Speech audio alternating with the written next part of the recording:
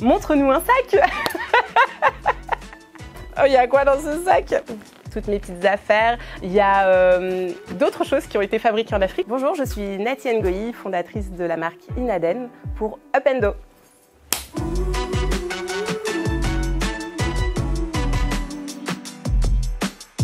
Je suis Nathy Ngoyi, je suis la créatrice de la marque Inaden. C'est une marque de sacs made in Africa, donc c'est une marque qui est engagée et optimiste. Il y a 10 ans, j'avais un job, je pense, comme tout le monde, sauf qu'à un moment donné, j'ai eu besoin de sens. J'avais envie de faire quelque chose qui avait de l'impact et je me suis dit, je vais créer une marque qui va me ressembler. Et c'est vrai que Inaden, si je devais le traduire en 3 mots, ce serait impact, reset et ADN. Impact parce que c'est une marque qui est made in Africa, parce que l'idée c'est de valoriser les matières premières qui sont africaines, de les transformer sur place, de faire travailler des artisans. Donc vraiment l'idée c'est d'avoir un impact localement. Reset parce que l'idée c'est aussi de changer les idées reçues par rapport à ce qu'on est capable de faire là-bas en Afrique. Et donc souvent les personnes quand elles voient mes sacs, elles sont surprises et je pense que là c'est le plus beau compliment qu'on me fait quand on me dit ah oui vraiment c'est fabriqué en Afrique.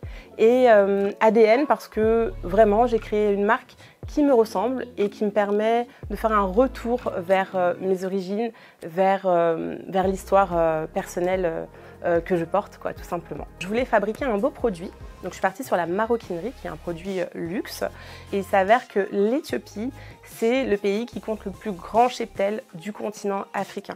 C'est un pays de bergers, c'est un pays où il y a des hauts plateaux, et donc c'était parfaitement logique d'aller là-bas pour aller fabriquer des sacs en cuir. Et donc là, l'idée, c'est vraiment de se dire, la matière, elle est africaine, elle est disponible sur place, donc on va faire fabriquer les gens sur place, pour faire un produit made in Africa. C'est aussi un choix hyper pragmatique parce que j'avais pas fait d'école de mode, donc je voulais pas un produit qui soit très compliqué avec le vêtement par exemple, c'est quand même très technique. Et puis aussi je voulais un produit qui soit évocateur de luxe, de savoir-faire, de belles matières. Et c'est vrai que la maroquinerie, ça évoque tout ça en fait. Ça évoque un artisanat, ça évoque de belles matières nobles, comme le cuir, ça évoque le côté tendance, mode, le bel objet. Et je voulais que cet objet, en fait, il soit connecté à l'Afrique. C'est-à-dire qu'aujourd'hui, quand on voit les sacs Inaden, c'est des sacs finalement qui pourraient être fabriqués en Italie, au Portugal. Enfin voilà, c'est des sacs qui ont une certaine ligne, qui ont un esprit minimaliste, qui ont des belles matières. Et je pense que la plupart des personnes sont surprises de se dire « Ah, il a été fabriqué en Afrique ». Par des artisans africains et c'était vraiment ça aussi le pari, c'était de se dire on va prendre un produit qui a une connotation luxe et on va le faire là-bas en Afrique à partir de matières premières africaines. Donc c'est vraiment un choix aussi qui a été réfléchi par rapport à tout l'imaginaire de la maroquinerie et c'était vraiment volontaire de le connecter avec la réalité d'un artisanat africain pour contrebalancer, pour faire justement ce reset sur toutes les idées reçues qu'on peut avoir sur ce qu'on est capable de faire ou pas en Afrique. D'ailleurs, c'est vrai que je fais de la maroquinerie en cuir, mes sacs sont en cuir. Quand je dis aux gens que je fabrique des sacs en Afrique, 9 fois sur 10, on me dit « Ah, c'est cool, tu fais des sacs en wax, quoi. » Enfin, je veux dire, il y a vraiment ce côté de se dire si on fait des sacs en Afrique, ils sont forcément en tissu wax.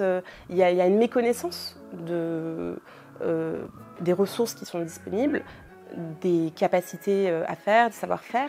Et c'est là où j'interviens, où j'essaye de faire changer les choses, de faire bouger les lignes dans la tête, finalement. Moi, j'ai pas besoin qu'on m'achète mes sacs pour me dire que j'ai gagné mon pari. Je pense que juste le fait qu'on s'interroge et qu'on se dise « Ah ouais ?» je pense que j'ai gagné. Et c'est pour ça que sur tous mes sacs, c'est écrit « Crafted in Africa with Love ». C'est parce que je veux absolument que tous mes sacs, partout où ils aillent, au bras de leur je sais pas comment vous dire ça, voilà, ils puissent raconter leur histoire et ils puissent dire d'où ils viennent. Je pense que c'est toujours une décision difficile de se lancer en entrepreneuriat. Je pense qu'il demande du courage pour tous les entrepreneurs. Big up à tous les entrepreneurs. Mais je pense que c'est un chemin qui permet de se rencontrer soi-même en fait, qui permet de grandir, qui permet d'apprendre qui on est vraiment, de nous dépasser. Et c'est une décision difficile, mais c'est tellement, c'est un parcours qui est très enrichissant et très épanouissant, je pense, comme expérience dans tous les cas. J'ai un modèle économique qui est plutôt simple en fait. J'imagine des collections. Je confie la fabrication à des ateliers en Éthiopie, à Addis Abeba. Et ce sont les artisans là-bas qui les fabriquent. Et puis ensuite, les collections sont commercialisées en France, en Europe et à l'international sur le site de vente en ligne ou dans des boutiques partenaires qui sont retailers. Je crois que j'ai jamais eu de métier de rêve en fait.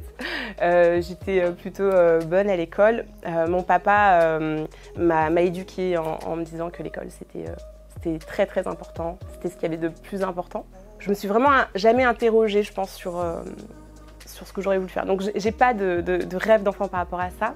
Par contre, je sais qu'aujourd'hui, si je devais parler à la petite fille que j'étais, je lui dirais qu'elle peut être fière d'elle aujourd'hui et que son père le serait probablement aussi. Je prendrais plutôt une référence personnelle. Je vais parler de ma mère. Ma mère qui a fait sa vie avec mon père, ils ont eu 4 enfants, ils ont eu un commerce. Je pense que ce sont les premiers entrepreneurs que j'ai connus. Et voilà, elle a tout mené de front, vie de famille, job, plus entreprise. Et je trouve qu'on apprend beaucoup de voir ses parents en fait travailler pour construire une vie meilleure pour leurs enfants. On n'a rien sans rien. Je pense que c'est très lié aussi à l'entrepreneuriat. On se fixe des objectifs, on se challenge. Et c'est vrai qu'à un moment donné, on n'a rien sans rien. C'est-à-dire qu'il faut y aller. Moi, je connaissais rien à la mode quand je me suis lancée. J'ai pas fait d'école de mode, j'avais pas de réseau, j'avais pas fait de vente.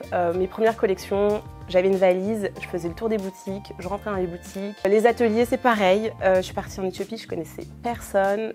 J'ai déboulé là-bas, j'ai fait le tour des tanneries, des ateliers. Enfin, voilà. Donc je pense que vraiment dans la vie, quand on veut quelque chose, il faut aller le chercher. Et donc on n'a rien sans rien. Je pense qu'on apprend à gérer les situations les unes après les autres. On apprend à lâcher prise sur ce qui est hors de notre contrôle et on se concentre sur ce qu'on peut faire à notre niveau. Les actions qu'on peut mettre en place, nous, pour avancer. Il faut se concentrer sur les solutions et sur ce que nous, on peut changer, sur ce que nous, on peut activer pour faire avancer les choses. Les femmes, elles ont, je pense, une relation très confidentielle à leur sac. C'est vraiment une pièce pour les femmes qui est peut-être qui peut paraître banale et vue partout, mais en réalité qui est hyper intime, quoi. Montre-nous un sac. Allez, je vous montre mon sac. Donc voilà, ça c'est un sac Inaden. C'est un sac qui a été fabriqué en Afrique. Et comme je disais, voilà, c'est un sac qui est tamponné Crafted in Africa with Love. Et je pense que c'est la plus belle preuve que tout est possible et qu'on peut tous faire de belles choses.